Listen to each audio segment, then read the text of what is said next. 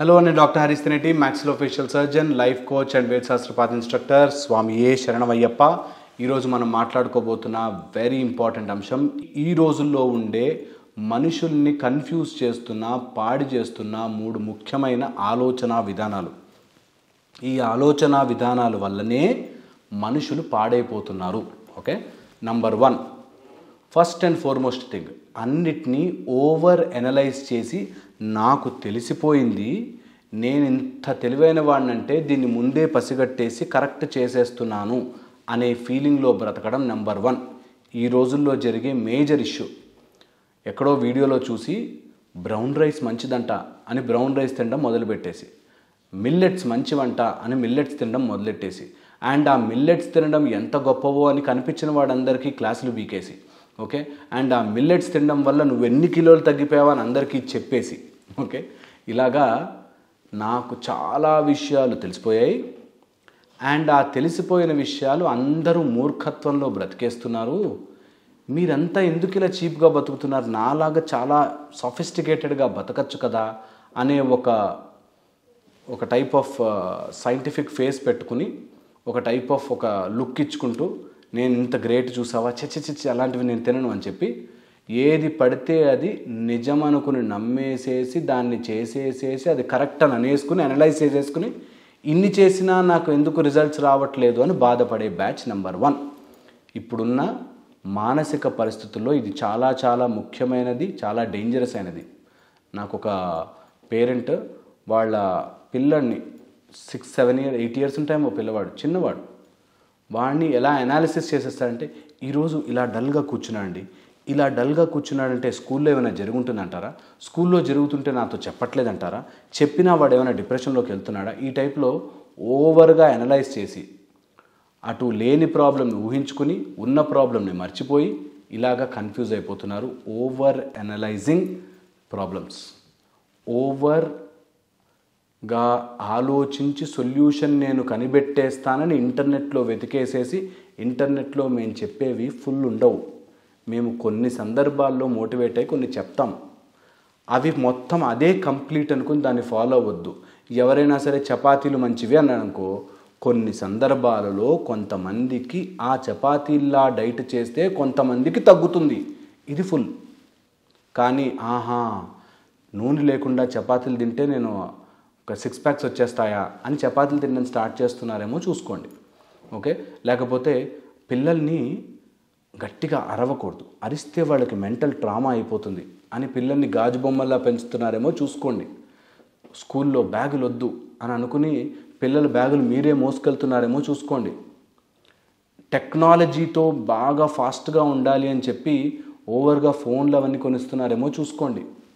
ఇలాగా తెలియని విషయాలని తెలుసేమో అనుకుని వాటిని ఇంటర్నెట్ ఆధారంగా తెలుసుకుని కన్ఫ్యూజ్ అయిపోతారు. మిత్రమా, రియల్గా చెప్తున్నాను, ఇది ఇప్పుడు జరుగుతున్న పాండమిక్, పోస్ట్ కోవిడ్ తర్వాత ఇంటర్నెట్ మీద డిపెండ్ అయిపోయి ప్రతి దాని మీద నేను గూగుల్ సెర్చ్ చేసేసాను, నాకు అన్నీ తెలిసిపోయాయి అనుకుని కన్ఫ్యూజ్ అవుతున్నారు. అంత సీన్ లేదు లైఫ్కి, రిలాక్స్. ఓకే, మీరు దేన్ని కూడా చేత్తో పెట్టి ఆపలేరు. ప్రయత్నపూర్వకంగా నెమ్మదిగా చేయండి, రుద్దకండి, ఇబ్బంది పడతారు. Okay, very important. ఇది first and foremost thing, over analysing things. Okay, second, freedom అనే ఒక భయంకరమైన రోగంలో బ్రతుకుతున్నారు. చాలా చాలా భయంకరమైన రోగం అది. ఫ్రీడమ్, దేశానికి ఫ్రీడమ్ రావచ్చు, మనుషులకి ఫ్రీడమ్ రావచ్చు. ఓకే, అండ్ ఆ ఫ్రీడమ్తో పాటు రెస్పాన్సిబిలిటీ లేని ఫ్రీడమ్ ఈజ్ మోస్ట్ డేంజరస్. అన్నిటికంటే డేంజరస్ ఏది తెలుసా? Freedom without responsibility. చిన్నపిల్లలకి ఎలాగైనా చచ్చిపోవాలరా, ఇప్పటి నుంచే మీరు ఇష్టం వచ్చినట్టు తిరగండి అని చిన్నపిల్లలకి చెప్పం. ఎందుకు? వాళ్ళకి ఇచ్చిన ఫ్రీడమ్ వాళ్ళు రెస్పాన్సిబుల్గా వాడలేరు. ఇప్పుడు మనుషులందరూ అలా తయారయ్యారు. వాళ్ళకి ఇచ్చిన ఫ్రీడమ్, నాకు ఫ్రీడమ్ ఆఫ్ స్పీచ్ వచ్చింది, నేను ఏది పడితే అది వాగచ్చు, నేను వాగిన ప్రతిదీ కొంతమందికి నచ్చుతుంది ఖచ్చితంగా, కొంతమందికి నచ్చదు ఖచ్చితంగా. ఆ విషయం తెలిసిపోయి నేను నా ఫాలోవర్స్నో లేకపోతే నేను చెప్తే విషయాన్ని నచ్చేవాడికి ఏది పడితే అది చెప్పేసి సామాను అంటగట్టేస్తే మోసం చేసినట్టు కదా. So freedom of speech with responsibility is important. Freedom of expression with responsibility important. A freedom అయినా సరే విత్ రెస్పాన్సిబిలిటీ. ఈరోజు ఇప్పుడున్న పాండమిక్ మోస్ట్ డేంజరస్ మహారోగాలలోకెల్లా పెద్ద రోగం ఫ్రీడమ్. నాకు ఫ్రీడమ్ ఉంది, నేను ఏదైనా వాగచ్చు. నాకు ఫ్రీడమ్ ఉంది, నేను ఎలాగన్నా ఉండొచ్చు. నాకు ఫ్రీడమ్ ఉంది, నేను ఏ బట్టలైనా వేసుకోవచ్చు. నాకు ఫ్రీడమ్ ఉంది, నా కల్చర్ని బూతులు తిట్టచ్చు. నాకు ఫ్రీడమ్ ఉంది, ఎవరిని ఏ మనోభావాలు దెబ్బతిన్నా నేను ఇష్టం వచ్చినట్టుగా వాగచ్చు.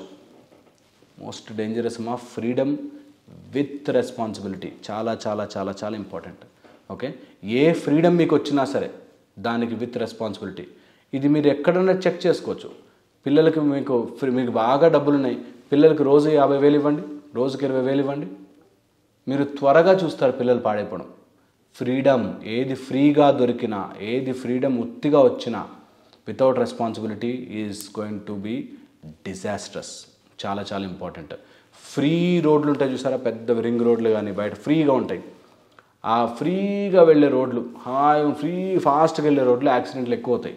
ఓకే, రింగ్ రోడ్లు అవుతాయని కాదు, జనరల్గా ఓపెన్ దాంట్లో పెద్ద యాక్సిడెంట్లు అవుతాయి. ఎందుకు తెలుసా, ఆ ఫ్రీడమ్ని రెస్పాన్సిబుల్గా వాడుకొని వాళ్ళు కూడా ఉంటారు. అందుకని freedom with responsibility very very important, ఇది గుర్తుపెట్టుకోండి.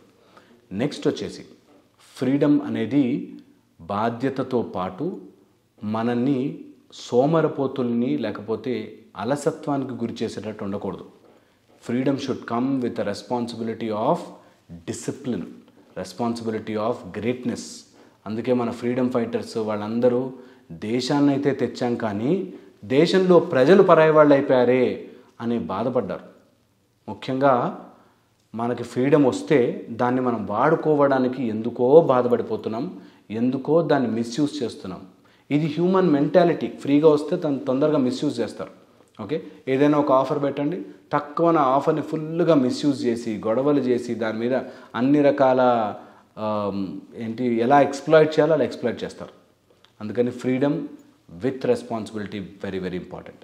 నెక్స్ట్ వచ్చేసి మనకి ఫ్రీడమ్ ఇన్ ద మైండ్. నీ మైండ్లో ఈజీ అనే ఒకటి తయారు చేశారు. ఇప్పుడున్న ఇంకొక పాండమిక్లో, ఇప్పుడున్న అన్ని మాయారోగాల్లోకి ఇంకొక మాయారోగం మైండ్లో ఈజీ. హాయిగా ఉండాలి బాస్, నీ మనసుకు నచ్చింది చేయాలి బాస్, మైండ్లో ఉండాలి బాస్, నీ మైండ్ కనిపించింది చేయాలి బాస్. ఇవన్నీ అమ్మా డేంజరస్ స్వామి, నిజంగా డేంజరస్. ఫ్రీగా మైండ్లో అనిపించినవన్నీ చెయ్యకూడదు. నీ మైండ్ ఇట్లా తిప్పుతుంది నిన్ను, ఎటు పడితే అటు నీకు అనిపించినవన్నీ చేసేస్తూ పోతాయి.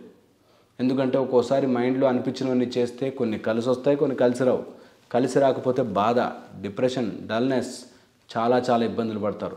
అండ్ ఈజీ చేసేసారు అన్నీ. చదువుకోవడమా ఈజీ, మా దగ్గర రండి 5 రోజుల్లో పాస్ చేసేస్తాం, మా దగ్గరకు వస్తే ర్యాంకులు ఖచ్చితంగా, లేకపోతే నీకు ఈజీగా వచ్చేస్తుంది మనీ, అన్ని కష్టాలు పడ్డం ఎందుకు, ఈ షాప్ పెట్టు, ఈ బిజినెస్ పెట్టు, లేకపోతే ఇట్లా చేయి నీకు డబ్బులు వచ్చేస్తాయి, మా దగ్గర పని చేయి, ఫ్రీగా 5,000, 6,000, 10,000 ఈజీగా ఇంట్లో కూర్చుని సంపాదించవచ్చు, పానీపూరి అమ్మి సంపాదించవచ్చు, చాయ్ బండి పెట్టి సంపాదించవచ్చు. Free and easy, most dangerous to the mind. అలా ఉంటే నిజంగా సర్వైవల్ కోసం లేకపోతే ఒక మెథడ్ ఫాలో అయ్యి ప్యాషనేట్గా చేసేవాళ్ళు వేరైతే దాన్ని ఫ్రీగా తొందరగా అయిపోతుందేమో అని బిజినెస్ల్లో పడి తిరిగేవాళ్ళు చాలామంది ఉన్నారు. నాకు ఈ మధ్య ఒక డైరెక్టర్ వచ్చి కలిశాడు. డైరెక్టర్స్ వాళ్ళంతా ఒక 15 మంది డైరెక్టర్స్.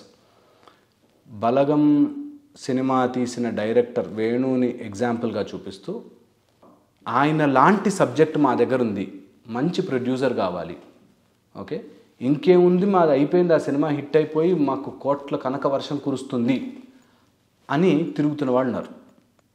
అలా ఏవేవో ఎగ్జాంపుల్స్ చెప్పి ఇండస్ట్రీలో మీరు సరదాగా అటు కృష్ణానగర్ లేకపోతే ఫిల్మ్ నగర్ పోయి చూస్తే ప్రతి వ్యక్తి అలాంటి ఆశలతో అలా డ్రీమ్స్తో వచ్చేసి అలా అయిపోతుంది, ఈజీగా అయిపోతుంది, ఈజీగానే ఫేమస్ అయిపోతాను అనే బ్యాచ్లు చాలామంది తిరుగుతున్నారు. అంత ఈజీ కాదు మిత్రమా, అంత ఈజీగా ఏది రాదు. ఈజీగా వస్తుంది అంటే మోస్ట్ డేంజరస్ థింగ్ అది. తొందరగా పడిపోతావు, ఈజీగా ఎక్కావంటే తొందరగా జారి పడిపోతావు. ఓకే, సో ఇదొక పాండమిక్లో ఉండే మోస్ట్ డేంజరస్ థింగ్ ఈజీగా 3 రోజుల్లో నేర్చేసుకోండి, 5 రోజుల్లో తెచ్చేసుకోండి, 10 రోజుల్లో ఇచ్చేస్తాము, మీకు ఇక్కడ పెట్టగానే కోట్లు వస్తాయి, ఇది చేయగానే లక్షలు వస్తాయి, అప్పుడు చేయలేకపోయారు ఇప్పుడు చేయండి కోట్లు సంపాదిస్తారు. Most dangerous.